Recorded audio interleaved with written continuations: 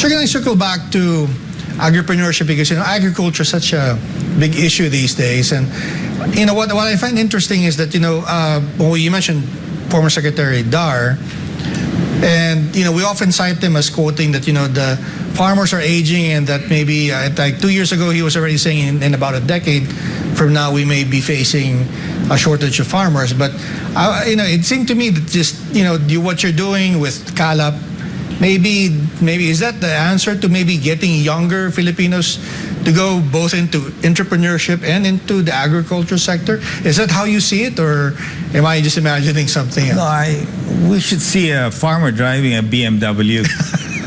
Then that's the real inspiration. In other words, if farmers can make money, more people will get into farming.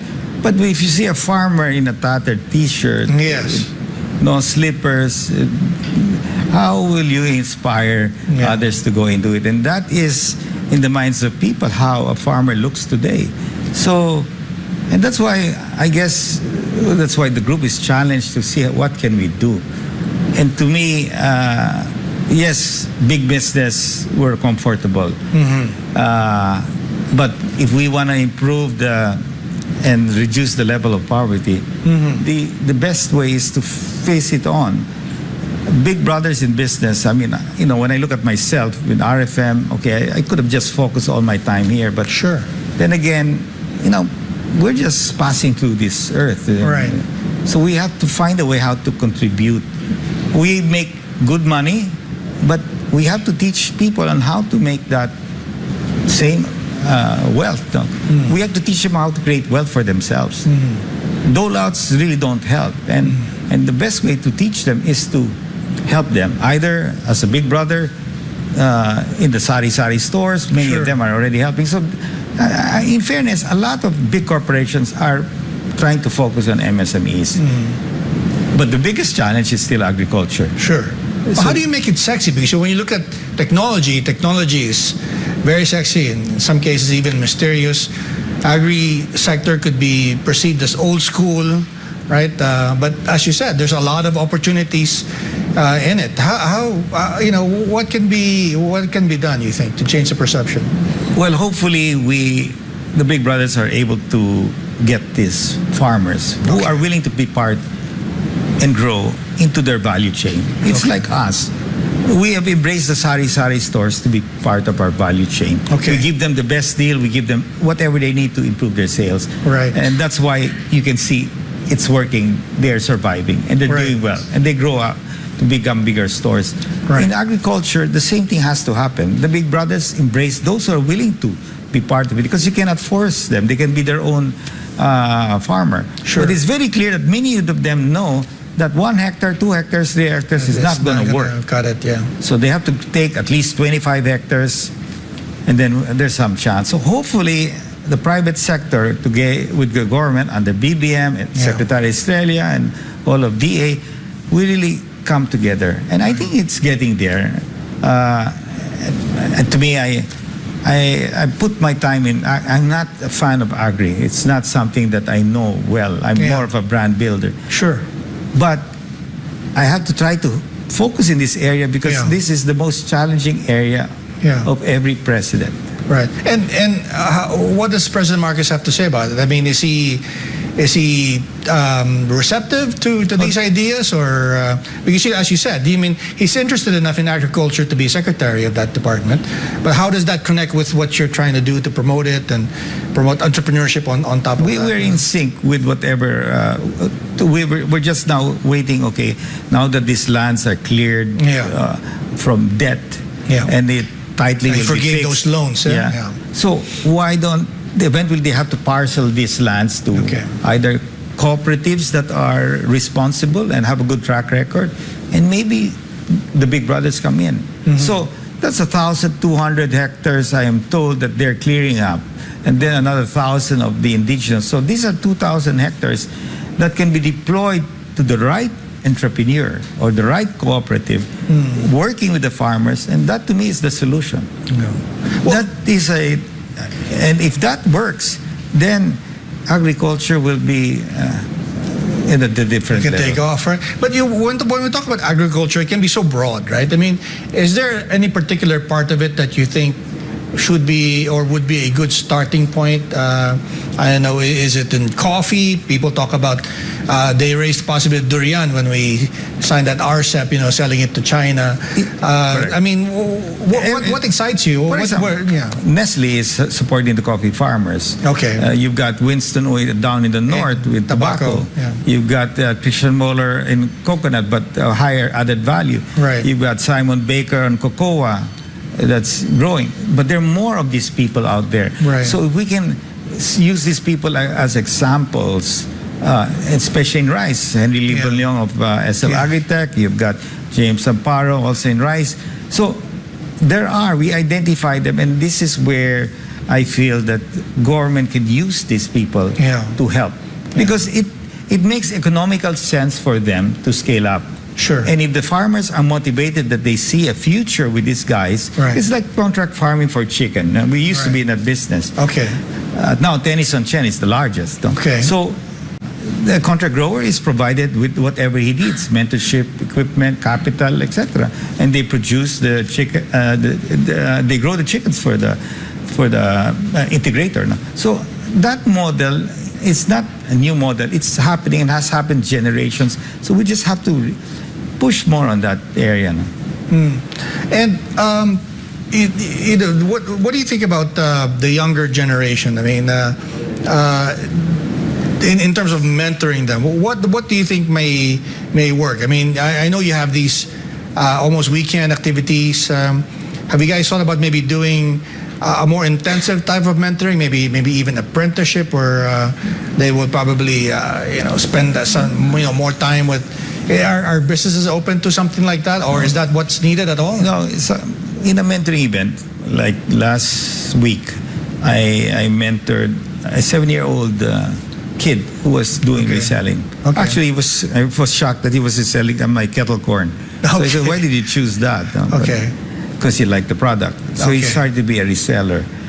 So I asked the mother, "Are you sure you want him to be in that?" So, so we gave him the guidance. Okay, this is how you do it, etc., etc. There are many people come to me in the mentoring. Okay, they show me the product, a nice packaging design. They ask me, okay, do they sell it in supermarkets and malls? So these advices are what I call act on, because they already have a product. They know what to do. So many of these people, rarely do I see somebody come to me and say, I would like to be an entrepreneur. Oh, okay. So I'm the wrong guy to talk to. Think of an idea. They already first. have an idea. You have to come to me with an idea. I see. But that's why we have those programs in KMME and CAMP and all of that helps you get that idea. And going back to what other policies may be needed, some people talked about the Land Use Act. Is that something that's important to maybe promoting agripreneurship? Passing that law, is that something that you've thought about? Or? Right now, we're not even in that area. We're hoping that the distribution of the land that has been cleared. Okay, so still very basic. Yeah, because the moment that it's done, that's that's 1,000, a couple of thousand hectares that will be available for, and that's huge. So. And there are many others out there.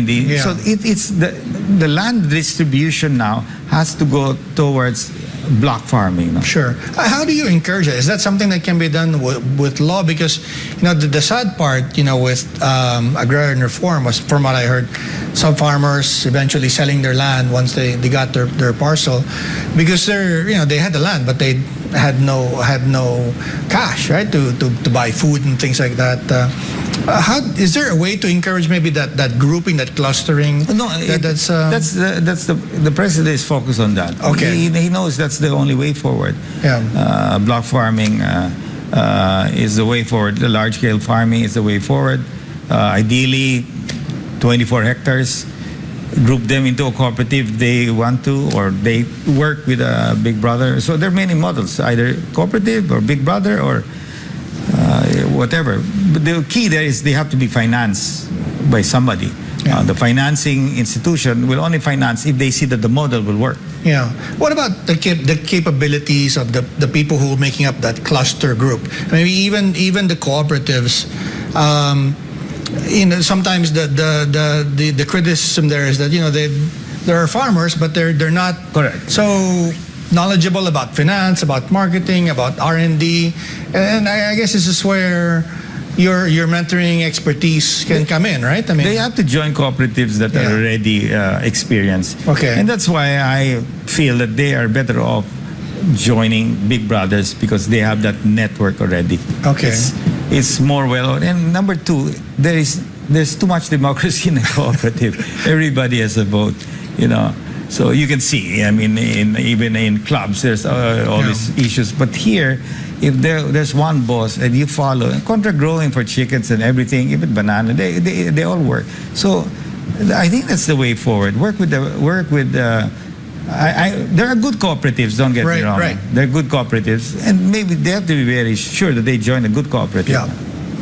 And some of those cooperatives, I think one at the Asean Business Awards in Jakarta that you attended, that was quite surprised. Some of them are quite big, but I think I was just wondering if you think that there's some things could be changed. Like for example, what Secretary Dar, when we were talking, was saying that maybe some of the farming cooperatives can be more involved or could be more involved with the Department of Agriculture, because there are peculiar things in the agri sector that may not be suitable for like the Cooperative Development Authority to look at or to help them with. Do you see that sort of tweaking that's needed perhaps, or some other things that can be done? It's a matter of either they put their own cooperative or they join an existing cooperative. They have to be sure that whoever they join is somebody with a good track record. Yeah. But if you were to ask me if I were to choose, I would think they'll be better off with the Big Brother directly. I see. Because we are telling our Big Brothers, you have to be responsible. You cannot shortchange the farmer, and that won't solve the problem. So you have to give him a fair share of what he has contributed to the business.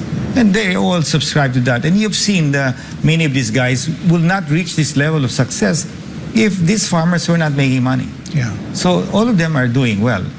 And to me, in the end, without money, it's not going to move. I like your imagery, the farmers driving a BMW.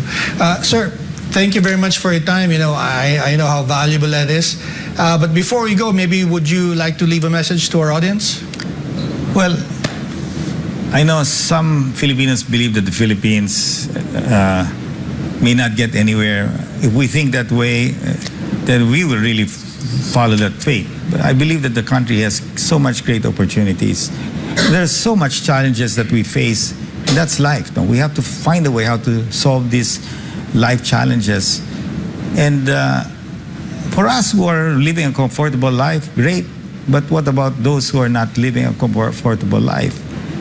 And big business, I know many of you are helping, but maybe we need to help much more our MSMEs rise up. Because as we create prosperity for them, that prosperity becomes huge. Consumer spending will go up, the growth of this country will be seen, our GDP will go up, more money in the system. So an inclusive economy is going to be beneficial to definitely propelling the Philippines to be a respected country in ASEAN. We can't be always the laggards in Asia. The Philippines has to really shine. We have got great overseas workers sacrificing themselves, working abroad, away from family, and that just to be able to find a better future for the family. I think that has to hopefully change one day. Make the Philippines really their home, make them feel comfortable. It's a dream, no? But we have to have this. It's a fantastic dream.